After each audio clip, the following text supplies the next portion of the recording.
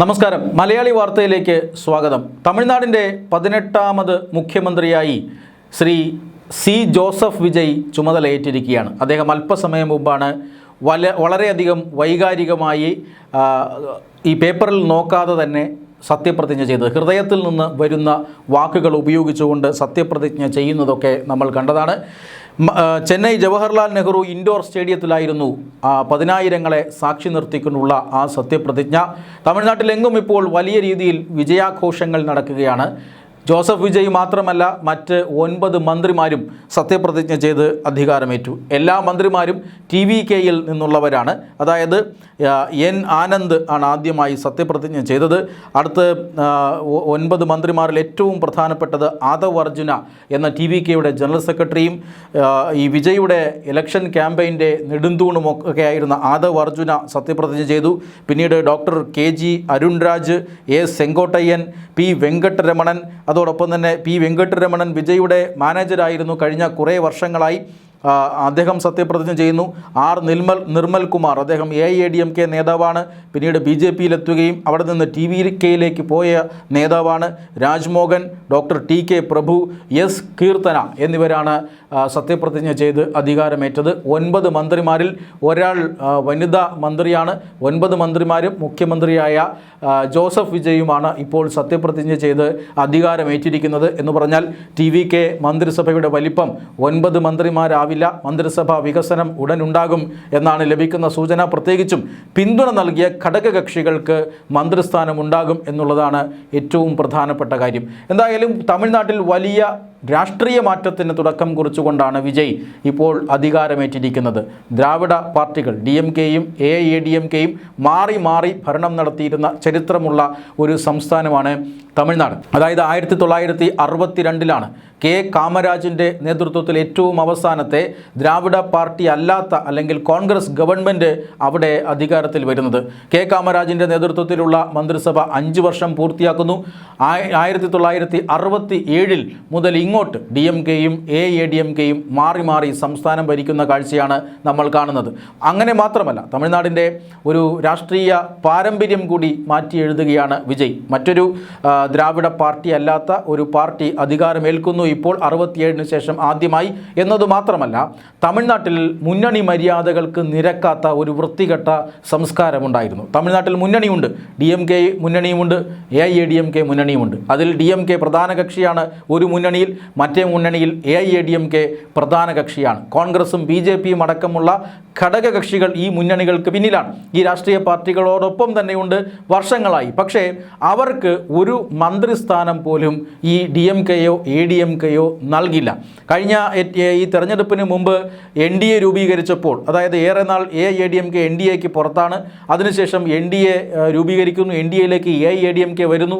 അപ്പോൾ കേന്ദ്ര ആഭ്യന്തരമന്ത്രി അമിത്ഷാ തമിഴ്നാട്ടിലെത്തി പറഞ്ഞ ഒരു കാര്യമുണ്ട്: ഇപ്രാവശ്യം DMK സർക്കാർ നിലം പതിക്കും, AIADMKയുടെ നേതൃത്വത്തിൽ NDA സർക്കാർ നിലവിൽ വരും, BJP മന്ത്രിമാരുണ്ടാകും എന്നൊക്കെ അദ്ദേഹം പറഞ്ഞു.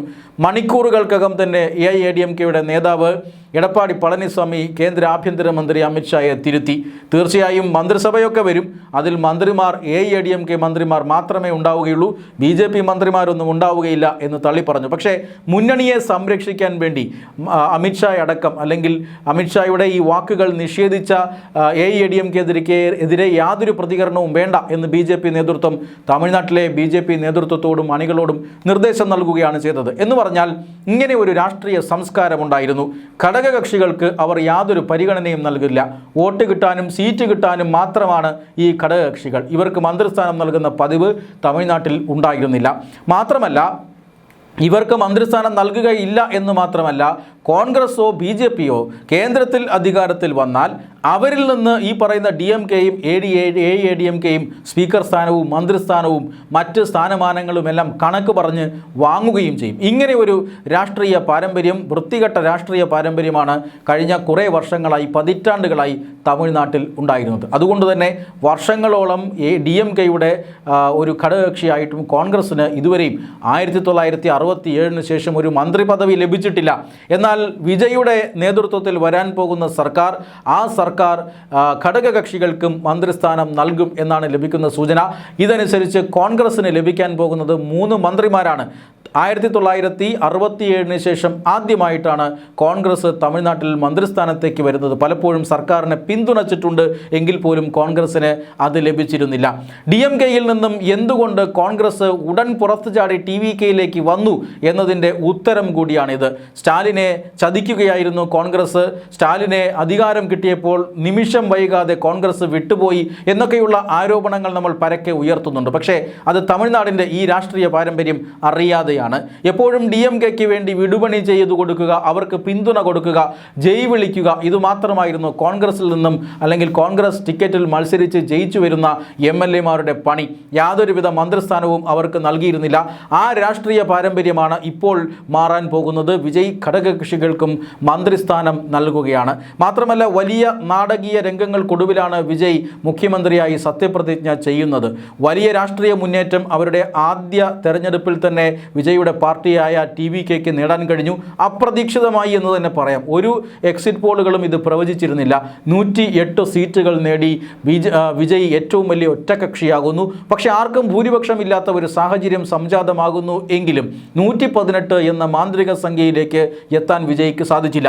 രാഷ്ട്രീയത്തിലെ പരിചയക്കുറവ് കൊണ്ടായിരിക്കണം ഘടകകക്ഷികളെ ഒപ്പം നിർത്താൻ വിജയ് അല്പം പ്രയാസപ്പെടേണ്ടി വരുന്നു, അല്പം താമസം എടുക്കേണ്ടി വരുന്നു. കോൺഗ്രസ് 5 പേരുടെ പിന്തുണ പ്രഖ്യാപിക്കുന്നു. അതോടൊപ്പം തന്നെ CPI-ക്കും CPIM-നും 2 പേരുടെ വീതം പിന്തുണ അവർ നൽകുന്നു. അതായത് CPI-യും CPIM-ഉം എല്ലാം DMK-യുടെ ചെലവിൽ കഴിഞ്ഞിരുന്ന രാഷ്ട്രീയ പാർട്ടികളാണ്. അവരെല്ലാം DMK-യെ വലിച്ചെറിഞ്ഞ ശേഷം TVK-യിലേക്ക് വരുന്നു, അവരുടെ പിന്തുണ വരുന്നു. അതിനുശേഷം VCK-യും മുസ്ലിം ലീഗും അവസാന നിമിഷം വരെ പിന്തുണ കൊടുക്കണമോ വേണ്ടയോ എന്ന കാര്യത്തിൽ തീരുമാനമെടുത്തില്ല. ഇവരെ പിൻവലിച്ചത് AIADMK ആണ് അല്ലെങ്കിൽ ആയിരുന്നു എന്ന റിപ്പോർട്ടുകളും വരുന്നുണ്ടായിരുന്നു. എന്തായാലും അവസാന നിമിഷം VCK-യും അതുപോലെ തന്നെ മുസ്ലിം ലീഗും വിജയ്ക്ക് പിന്തുണ നൽകുന്നു. ഏറ്റവും ഒടുവിലാണ് 121 പേരുടെ പിന്തുണയുണ്ട് എന്ന് കാണിച്ച് കഴിഞ്ഞ ദിവസം ഗവർണറെ അദ്ദേഹം കാണുന്നത്. അദ്ദേഹം പലതവണ ഗവർണറെ കണ്ടു. 108 പേരുടെ പിന്തുണ തനിക്കുണ്ട്, 2 ആഴ്ചയ്ക്കുള്ളിൽ സഭയിൽ ഭൂരിപക്ഷം തെളിയിക്കാമെന്നൊക്കെ ഗവർണറോട് ആവശ്യപ്പെട്ടു. പക്ഷേ ഗവർണർ അക്കാര്യത്തിൽ വളരെ കൃത്യമായ നിലപാടെടുക്കുന്നു. 118+ അല്ലെങ്കിൽ 118-ലധികം MLA-മാരുടെ പിന്തുണ രേഖാമൂലം ഉറപ്പ് തന്നാൽ മാത്രമേ മന്ത്രിസഭ രൂപീകരിക്കാൻ ക്ഷണിക്കൂവെന്ന് ഗവർണർ ഉറച്ച നിലപാടെടുക്കുന്നു. ഏറ്റവും ഒടുവിലാണ് വിജയ് ഇത്തരത്തിലുള്ള എല്ലാ പിന്തുണയും ഒപ്പിക്കുന്നത്. അതിനുശേഷം ഗവർണറെ കാണുന്നു. ഇപ്പോഴിതാ 121 പേരുടെ പിന്തുണയുമായി വിജയ് മുഖ്യമന്ത്രിയായി തമിഴ്നാടിൻ്റെ മുഖ്യമന്ത്രിയായി സത്യപ്രതിജ്ഞ ചെയ്ത് അധികാരമേറ്റിരിക്കുന്നു. ഈ മുന്നണി തമിഴ്നാട്ടിൽ കഴിഞ്ഞ കുറേ പതിറ്റാണ്ടുകളായി നടന്നുവരുന്ന രാഷ്ട്രീയ സംസ്കാരത്തെ മാറ്റിമറിച്ചുകൊണ്ട് ഘടകകക്ഷികൾക്കും മന്ത്രിസ്ഥാനം നൽകുമെന്ന സൂചന വരുന്നുണ്ട്. ഒരുപക്ഷെ CPI-ക്കും CPIM-ന് പോലും മന്ത്രിസ്ഥാനം ലഭിക്കാനുള്ള സാധ്യതയുണ്ട്. അങ്ങനെയായാൽ ഈ ഇന്ത്യയിൽ അധികാരത്തിലില്ലാത്ത പാർട്ടി എന്ന ഒരു നിലയിൽ നിന്നും CPM-ന് കരകയറാൻ സാധിക്കുമെന്നുള്ളതാണ് മറ്റൊരു പ്രധാനപ്പെട്ട കാര്യം. തമിഴ്നാട്ടിലെങ്കിലും അധികാരത്തിൻ്റെ ഭാഗമായി തങ്ങളുണ്ട് എന്ന് പറയാൻ ഇനി കമ്മ്യൂണിസ്റ്റ് പാർട്ടികൾക്ക് സാധിക്കും. മാത്രമല്ല വിജയ് തൻ്റെ തെരഞ്ഞെടുപ്പ് പ്രകടന പത്രികയിൽ എഴുതിയ ഒരു വലിയ കാര്യം, അതും ഇപ്പോൾ വലിയ രീതിയിൽ ചർച്ചയായിക്കൊണ്ടിരിക്കുകയാണ്. അത് മറ്റൊന്നുമല്ല, മുഖ്യമന്ത്രിക്ക് 5000 പേരെങ്കിലും ഒപ്പിട്ട് ഒരു പരാതി നൽകിയാൽ ആ വിഷയത്തെക്കുറിച്ചുള്ള ചർച്ച നിയമസഭയിൽ ഉണ്ടാകും എന്നാണ് വിജയ് നൽകിയിരിക്കുന്നത്. ഇങ്ങനെ ഒരു വാഗ്ദാനം ഒരു രാഷ്ട്രീയ പാർട്ടിയും ഇതുവരെ തമിഴ്നാട്ടിൽ നൽകിയിട്ടില്ല. അങ്ങനെ വേറിട്ട വഴികളിലൂടെ സഞ്ചരിക്കുമെന്നൊരു തോന്നൽ വിജയ് ജനങ്ങൾക്കിടയിൽ നൽകിയിട്ടുണ്ട്. അതുകൊണ്ട് തന്നെ ശക്തമായ ഭരണവിരുദ്ധ വികാരം അത് മുതലെടുക്കാൻ വിജയ്ക്ക് കഴിഞ്ഞു. ആ ഭരണവിരുദ്ധ വികാരം മുതലെടുത്തുകൊണ്ടാണ് ഇപ്പോൾ വിജയ് മുഖ്യമന്ത്രിയായി സത്യപ്രതിജ്ഞ ചെയ്ത് അധികാരമേൽക്കുന്നത്. ഇങ്ങനെ വിജയ് മുഖ്യമന്ത്രിയാകുമ്പോൾ തന്നെ തമിഴ്നാട് രാഷ്ട്രീയത്തിൽ വലിയ വലിയ മാറ്റങ്ങൾ പ്രകടമാകുന്നു എന്നുള്ളത് തമിഴ്നാട് ജനത പ്രതീക്ഷയോടെ കാണുന്ന ഒരു കാര്യമാണ്.